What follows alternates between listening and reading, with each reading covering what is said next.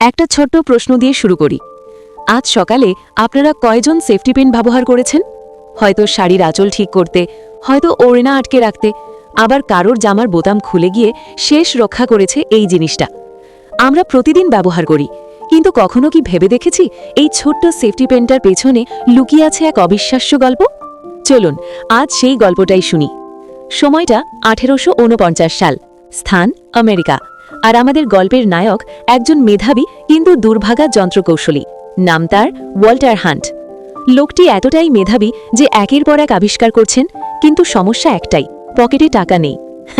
আজকে শুনলে হাসি পায়, কিন্তু তখন এই $15 ছিল বিশাল অঙ্ক। বন্ধু টাকা চাইছেন আর হান্ট ভাবছেন এখন কি করে শোধ করব। আর ঠিক এই দুশ্চিন্তার মাঝেই ঘটে গেল ইতিহাস।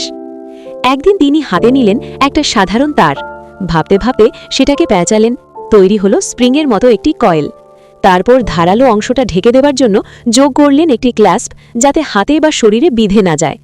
আর এইভাবেই জন্ম নিল আমাদের সবার পরিচিত সেফটি পেন, নিরাপদ, সহজ আর ভীষণ দরকারি।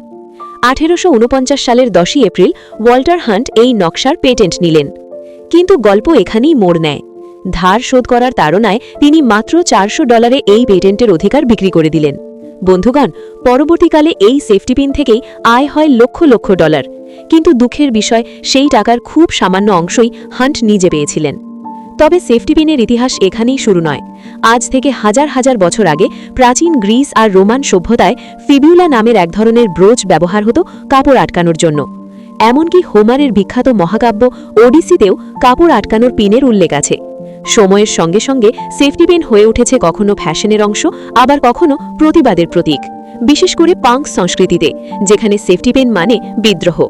আর ওয়াল্টার হান্ট নাকি, তিনি শুধু সেফটি পিনেই থেমে থাকেননি। সেলাই machine, repeating rifle, fountain pen, একটার পর একটা অসাধারণ আবিষ্কার তার ঝুলিতে। অর্থনৈতিক সাফল্য তাকে খুব বেশি ছুঁতে না পারলেও ইতিহাস তাকে মনে রেখেছে একজন অসাধারণ উদ্ভাবক হিসেবে।